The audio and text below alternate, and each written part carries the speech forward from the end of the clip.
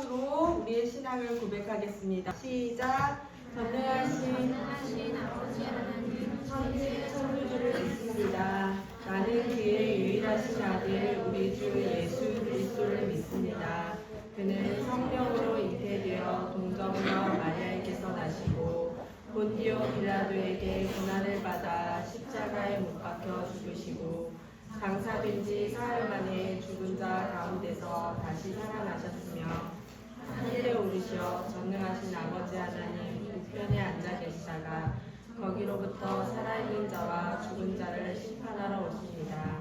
나는 성령을 믿으며 거룩한 공교회와 성도의 교제와 죄를 용서받는 것과 몸의 부활과 영생을 믿습니다. 아멘.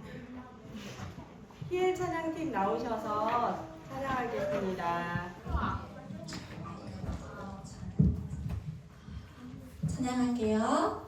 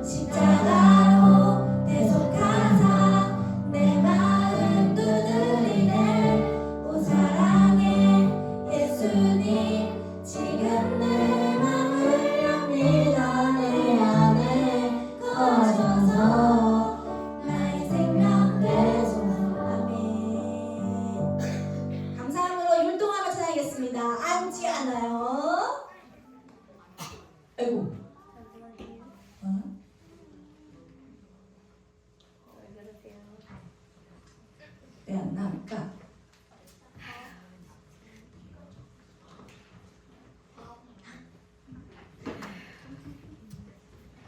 왜 안 나올까요? 점점점. 아래 재생 있나요? 마우스 움직이면 마우스 움직이면 화면에 재생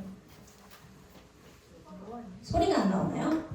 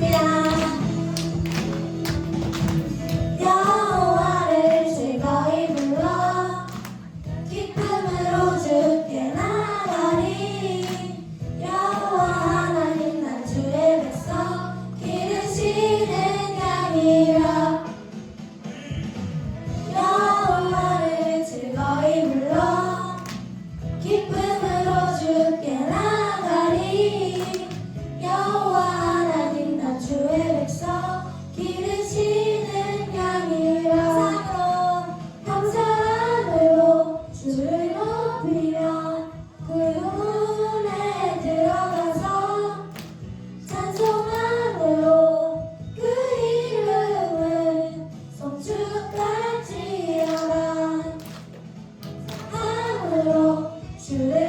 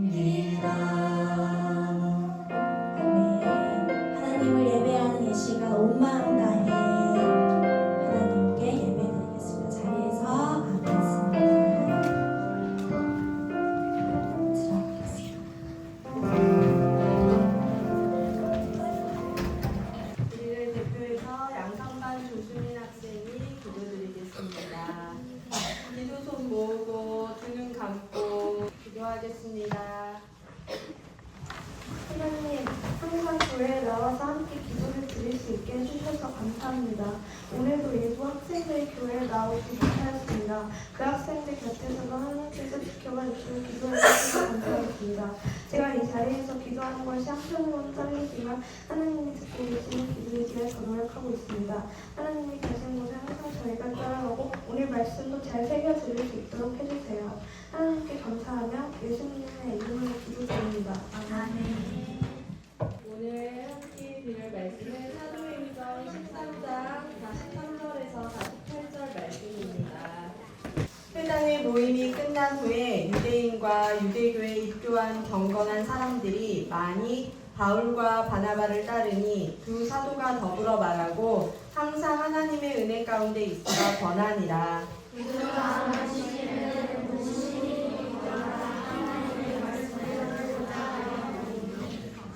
유대인들이 그 무리를 보고 시기가 가득하여 바울이 말한 것을 반박하고 비방하거늘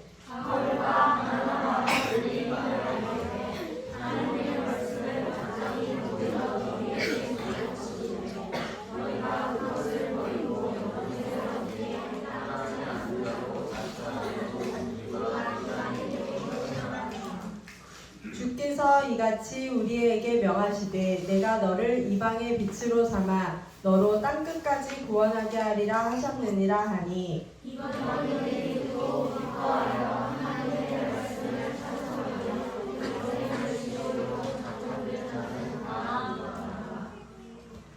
구원에 이르는 한 가지 길이라는 제목으로 설지현 선교사님 나오셔서 말씀 전해주시겠습니다. 바쁘다 바빠 현대사회. 잘 지냈어요? 네. 오 자신있게 네 라고 대답하는데 이번 한 주가 날씨가 되게 어땠어요 얘들아? 너무 추웠어. 감기 걸린 친구들 있지 않아요? 더웠어? 근데 얘들아 백화점 같이 큰 건물에는 벌써 성탄들이 장식을 다 했더라고요. 연말이 가까워 오는 이 시점에 우리는 어떻게 해야 될까? 우리는 예수님께 더 꼭 붙어서 하늘을 잘 마무리할 수 있기를 바라요. 오늘도 말씀으로 예수님을 만나봅시다. 자, 10분만 전도사님한테 시간을 줘. 전도사님만 말할 거야. 10분 동안. 우리가 몇 주에 걸쳐서 한 인물의 이야기를 계속 듣고 있어요, 얘들아. 그 인물은 누굴까요? 누구? 맞아. 바울 혹은 사울이라고 하는 사람이에요. 그 바울의 이야기를 우리가 이렇게 많이 들었었는데 한번 순서대로 한번 해볼까 얘들아? 정답은 무엇일까요?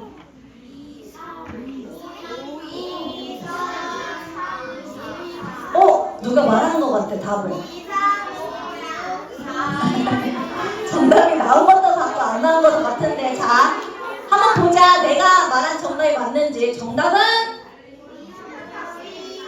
정답입니다. 523614예요. 5번 뭐야? 누구야? 스데반. 맞아.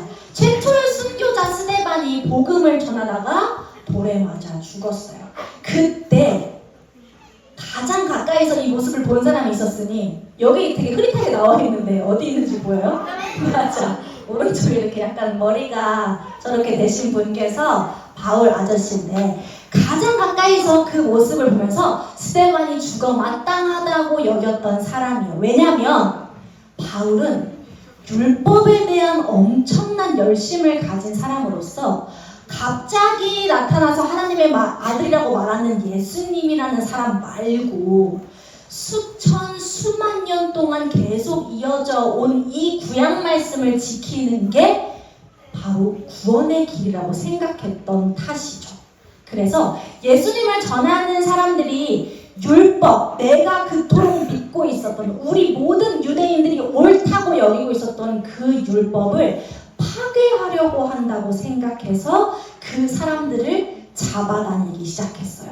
그래서 사람을 잡으려고 대제사장에게 편지 공문을 받아가지고 다메섹으로 가던 중에 어떤 일이 일어났었지?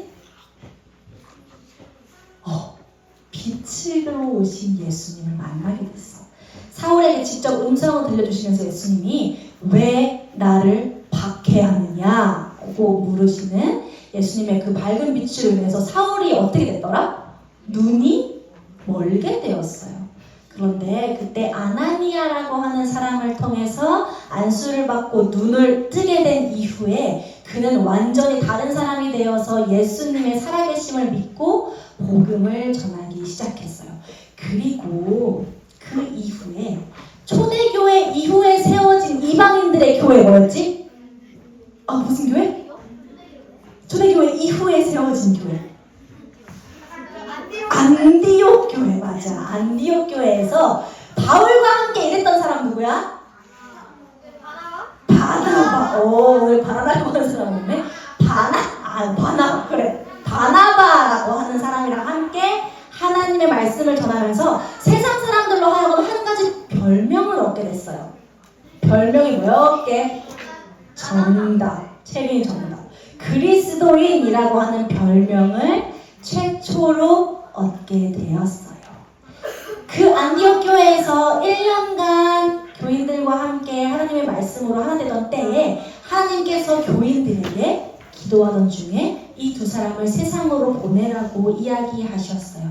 그래서 안디옥 교회는 그들을 세상으로 파송해서 더 넓은 곳에서 복음을 전할 수 있도록 했는데 이 여정을 가리켜서 우리가 이제부터 뭐라고 얘기할 거냐면 앞에 잘 봐. 뭐래? 전도 여행이라고 우리가 부를 거예요. 어떤 길을 떠났길래 우리가 이것을 여행은 뭐야 얘들아? 그냥 놀러만 여러분이 막 다니는 걸 여행이라고 하는데 왜 대체 전도 여행이라는 이름을 붙였을까? 말씀을 한번 읽어보겠습니다. 앞에 보고 시작! 두 사람이 성령의 보내심을 받아 실루기아에 내려가 거기서 배 타고 구브로에 가서 살라미에 이르러 하나님의 말씀을 유대인의 여러 회당에서 전할세 요한을 수행원으로 두었더라. 여행이라는 이름에 맞게 그들이 되게 여러 곳을 다녔던 것 같아요. 그 여정 중에 첫 번째가 뭐냐면 이 사람들이 원래 있던 장소 저기 오른쪽에 뭐라고 써있어? 노란색? 안디옥 교회에서 출발해서 실루기아로 내려갔어. 저희가 배를 탈 수 있는 곳이었나봐요. 그곳으로 내려가서 어디로 갔어? 어디 섬으로? 구브로 섬에 있는 살라미를 갔어. 근데 이 거리는 무려 100km예요. 이 두 사람은 되게 작은 통통배를 타고 100km의 여정을 떠난 거야. 되게 무모한 일 같은데 이들은 과연 복음을 잘 전할 수 있었을까? 첫 번째 여정 어디로 갔다고? 구브로 섬에 있는 살라미. 이 섬에 도착한 바울과 바나바는 하나님의 말씀을 막 열심히 전했어. 그런데 특별히 그곳에는 서기오 바울, 이름이 비슷하네요. 서기오 바울이라고 하는 총독이 있었는데 성경에서는 이 사람을 가리켜서 지혜 있는 사람이라고 말하는데 왜냐하면 이 사람이 바울과 바나바가 여러 곳에 다니면서 하나님의 말씀을 전한다는 이야기를 소문을 전해 듣고 이 말씀을 들어보고 싶은 거야. 그래서 이 사람들을 불러서 너네가 하는 이야기가 뭔지 한번 들어보자 라고 말씀을 듣기를 원했어요. 그런데 총독 바울을 옆에 붙어서 괴롭히는 사람이 한 명 있었는데 뭐라고 써있어? 바예수 엘로마라고 하는 사람인데 이 사람은 누구냐면 마술사예요. 요즘의 마술사랑은 조금 다른 개념인데 성경에서 뭐 마술을 하는 사람을 멀리하라, 마술을 하는 자, 마술로 속이는 자라고 써있는 글에서는 그 의미가 뭐냐면 귀신놀이를 하는 사람이야. 무슨 의미냐면 총독 옆에 붙어서 귀신놀이를 막 하면서 이 사람이 예수님을 믿지 못하도록 방해하는 사람이었어요. 귀신을 믿고 귀신을 숭배하고 귀신을 두려워하게끔 만들던 사람이었어요. 그래서 이 사람 바예수 엘루마라고 하는 사람은 내가 섬기는 총독이 만약에 예수님을 믿으면 귀신놀이하는 내 직업이 없어질까봐 두려워서 하나님을 믿기를 방해하던 사람이었어요. 그런데 사울이 성령이 충만해서 이 사람이 하나님의 역사를 방해한다는 것을 바로 알고 예수 그리스도의 이름으로 선포해서 방해하지 못하도록 하자 즉시 성경에 뭐라고 나와 있냐면 마술사에게 안개와 어둠이 덮여서 앞을 볼 수 없게 되었다라고 써 있어요. 총독은 이렇게 된 일을 보고 예수 그리스도라는 분이 진짜 능력이 있으신 분이구나 라는 것을 알고 예수님을 믿게 됐어요.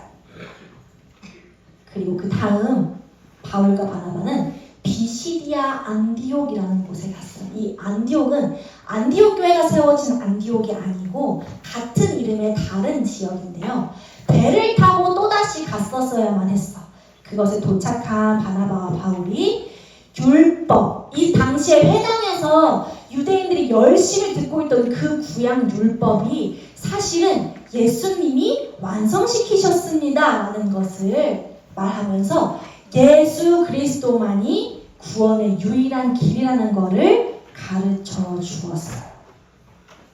이 이야기를 듣는 사람들 중에 유대인과 이방인이 섞여 있었는데 몇몇 유대인들은 이 이야기를 듣기를 싫어했어. 왜냐하면 그들은 지금까지 되게 오랜 시간 동안 율법을 잘 지키는 사람만이 구원을 받을 수 있다고 여겨왔거든요.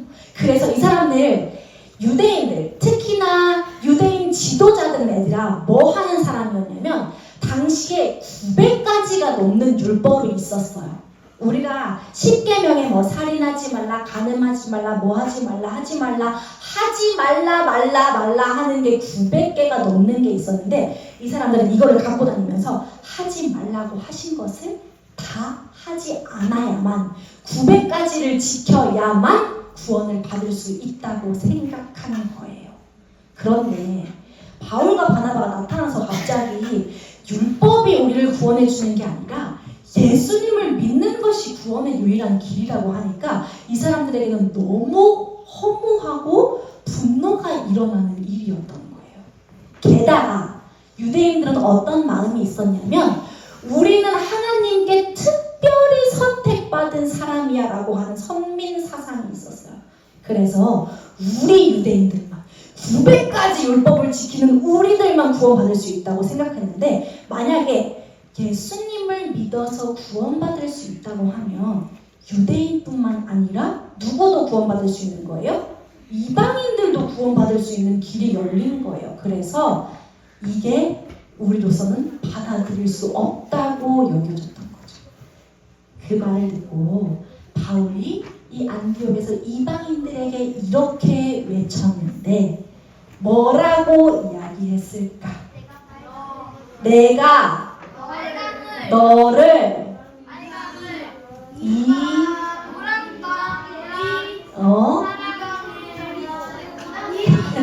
이방의 빛으로 삼아 너로 땅끝까지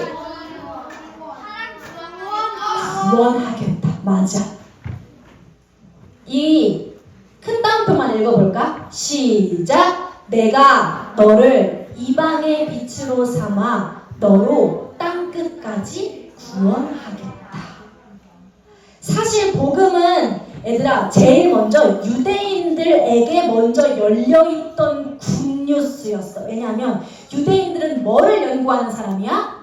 구약 말씀을 달달 외우면서 900여 가지 막 율법을 지키던 사람이야. 그래서 알고 있었어. 메시아가 오면 우리를 구원해 줄 거라는 사실을 알고 있던 사람들이었어요. 그래서 그토록 기다리던 메시아가 이 땅에 오셨으니까 그 메시아를 먼저 받아들이고 믿으면 구원을 얻을 수 있는 첫 번째 기회에 있는 사람들이었죠. 그런데 유대인들은 그 기회를 율법이라는 방패로 튕겨냈어요. 예수님 대신 900가지 율법으로 구원을 얻을 거야 하고 예수님을 거절하는 거예요. 그런데 얘들아, 너네들 10계명 매일 지키며 잘 살아갈 수 있어요? 그러면 말씀에 있는 한 30가지 말씀 내가 단 하나도 어기지 않고 잘 살 수 있어요? 쉽지 않아. 거짓말하지 말라. 우리 매일매일 잘 지키고 살아요? 부모님을 공경하라. 매일매일 잘 지키고 살아요? 잘 아니죠. 그러면 900여 가지 율법을 애들아 다 지킬 수 있을까? 그렇게 지킬 수 있는 사람은 단 한 명도 없을걸? 그래서 예수님이 이 땅에 오신 거고 예수님이 오심으로 인해서 모든 이들에게 구원의 기회가 열린 거예요. 그래서 바울은 수많은 이방인들에게 주님께서 저를 이방의 빛으로 삼아서 저를 통하여 땅끝까지 구원하겠다고 말씀하셨습니다. 그러니 여러분 모두 율법이 아니라 예수님을 믿고 구원받으십시오 라고 선포했어요. 그러자 이방인들이 이 얘기를 듣고 어떻게 했을까? 너무 기뻐했어. 유대인들과는 다르게 이방인들에게는 너무나 큰 구원의 소식인 거예요. 그래서 하나님의 택함을 받은 사람들이 예수님을 믿고 구원을 받는 역사가 일어났어요. 그 이후에도 바나바와 바울은 계속해서 이고니온에서도 전하고 루스드라라고 하는 곳에도 예수님을 전했는데 많은 이방인들이 예수님을 믿는 모습을 보고 유대인들이 이제는 안 되겠다고 생각해서 이고니온에서부터 쫓아와서 바울을 어떻게 했어? 똑같이 돌로 쳐서 거의 죽게 만들었어요. 바울이 너무 심하게 맞아서 사람들은 바울을 보고 이 사람 죽었다라고 생각했어요. 그래서 바울을 성 밖으로 내다 던졌어요. 왜냐면 또 율법의 이유가 있다. 유대인들이 성 안에다가는 죽은 사람을 두면 거룩하지 않다고 생각했거든요. 그래서 내가 거룩을 지키기 위해서 자기들이 돌로 쳐 죽인 사람을 성 밖으로 내다 던졌어요. 그런데 바울이 죽었을까? 안 죽었어. 하나님의 은혜로 죽지 않았던 바울은 다시 몸을 일으켜서 탁탁 털고 어떻게 했는 줄 알아? 다음 지역으로 또 갔어. 또 가서 더베라는 곳에 가서 너무 안쓰럽지 않아요? 또 가서 복음을 전했어요. 또한 더베로부터 시작해서 복음을 다시 전했던 지역에 다시 돌아갔어. 맨 처음에 안디옥, 구브로, 버가 어디에서 더베까지 갔거든. 근데 다시 이번에는 거꾸로 돌아갔어. 왜 그렇게 했냐면 예수님을 믿게 된 사람들이 다른 사람들로 핍박받을 때 마음을 잘 지킬 수 있도록 격려하기 위해서 왔던 길을 다시 돌아가서 복음을 받아들인 사람을 만나서 격려하고 위로해 주었어요. 바울은 1차 전도 여행에서 복음을 잘 전했나요? 빈칸에 뭐가 들어가면 될까? 바울은 1차 전도, 1차라고 하는 거 보니까 앞으로 몇 차가 더 있나 보네. 오늘은 1차 전도 여행을 통해서 어려움 속에서도 누구와 누구에게 뭘 했어? 유대인과 누구에게? 이방인들에게 뭘 전했어요? 복음을 전했어요. 바울은 1차 전도 여행을 하면서 복음을 전하다가 돌에 맞기도 하고 내다 버려지기도 했어요. 그런데 그때 바울은 어떤 태도를 취했나요? 그만둘 법도 한데 다시 일어나서 복음을 전하러 가고 심지어는 이제는 진짜로 맞아 죽을지도 모르는데 자기가 왔던 길을 다시 돌이켜서 그 지역에 들어가기까지 했어요. 도대체 바울은 그럼 얘들아 왜 이렇게까지 한 걸까? 인간적으로 막 나를 핍박하고 막 돌 던지고 발로 차고 죽은 줄 알고 내다 던지기까지 하면 화가 나서라도 다 그만두고 싶지 않을까? 근데 왜 바울은 끝까지 굳이 이렇게 미련하게 복음을 전했던 걸까? 왜? 또 마찬가지로 전도사님은 왜 이렇게 매주 잘 듣지도 않고 딴짓하는 여러분들에게 말씀을 전하고 우리 선생님들은 우리 친구들 모여서 뭔가 모임할 때 말 안 듣고 말썽 부리고 막 난리 치는데도 왜 인내하면서 웃겨? 내 얘기인 것 같아서 웃겨? 왜 인내하면서 말씀을 나누고 가르쳐 주실까? 이유가 뭘까 얘들아? 그냥 누군가는 우리 선생님들이 월급을 받고 이 일을 하는 줄 아는 사람들도 있어요. 그런데 우리 선생님들은 돈 한 푼도 받지 않고 교회로부터 어떤 선물도 받지 않고 이렇게 섬기시는데 이유가 뭘까? 왜 그럴까 얘들아? 한번 생각해 본 적 있어요? 바울 같았어.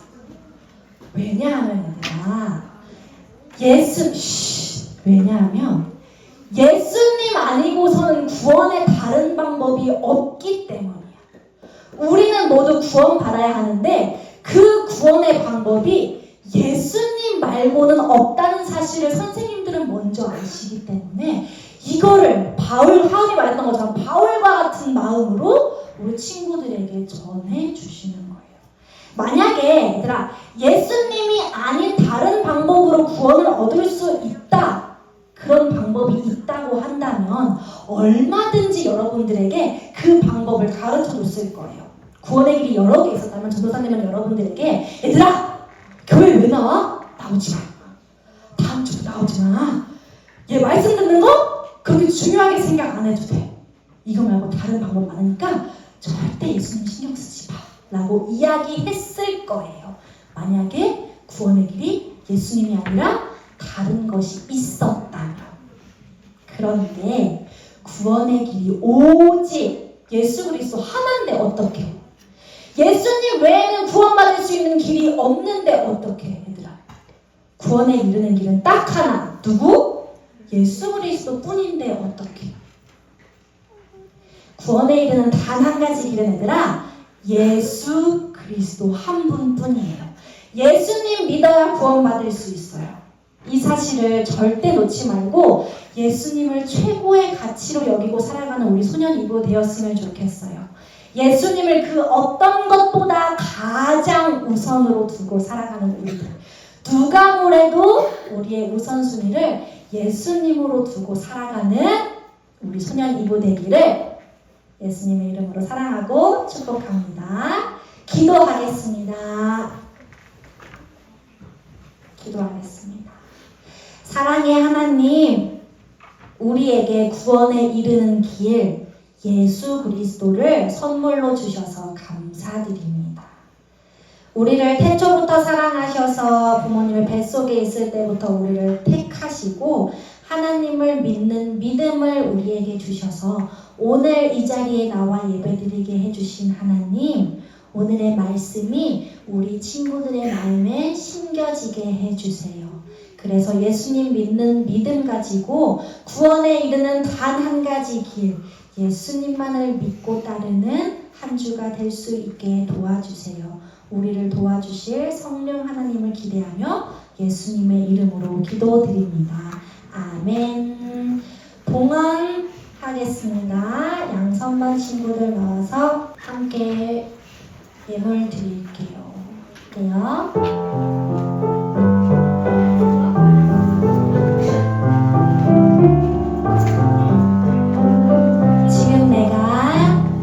지금 내가 가진 것은 하나님께 드립니다.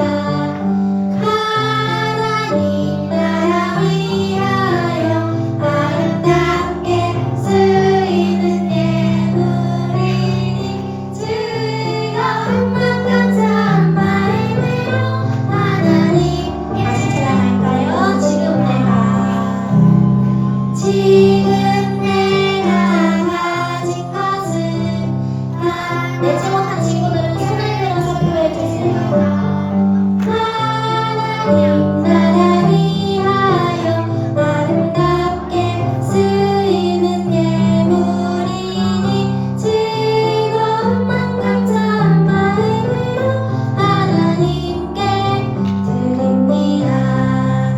아멘. 드려진 예물 위에 기도하겠습니다. 눈 감고 손 모으고 장난치지 않고. 하나님, 우리에게 주신 것에 감사하여 10분의 1을 떼어서 하나님께 드렸고 우리에게 주신 그것이 감사하여 감사의 기도 제목 담아 하나님께 예물 드렸고 주일에 빈손으로 나오는 것이 부끄러워 하나님께 예물 드린 친구들도 있습니다. 어떤 모습과 어떤 마음으로 드렸든 얼만큼의 금액을 드렸든 그 마음과 중심을 보시는 하나님 이미 기뻐 받으신 줄을 믿습니다. 이것을 기뻐 받으시고 하나님께서 원하시는 하늘의 복을 우리 친구들에게 우리 가정에게 쏟아 부어주셔서 하나님을 믿는 믿음 안에서 더욱 귀하게 자라날 수 있게 도와주세요. 특별히 이 예물을 사용하는 곳마다 예수 그리스도의 복음이 심겨지게 해주세요. 예수님의 이름으로 기도드립니다. 아멘.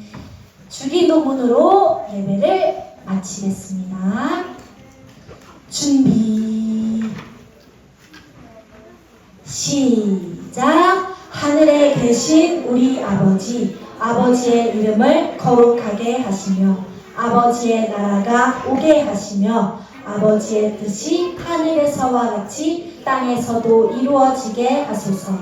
오늘 우리에게 일용할 양식을 주시고 우리가 우리에게 잘못한 사람을 용서하여 준 것 같이 우리 죄를 용서하여 주시고 우리를 시험에 빠지지 않게 하시고 악에서 구하소서. 나라와 권능과 영광이 영원히 아버지의 것입니다. 아멘.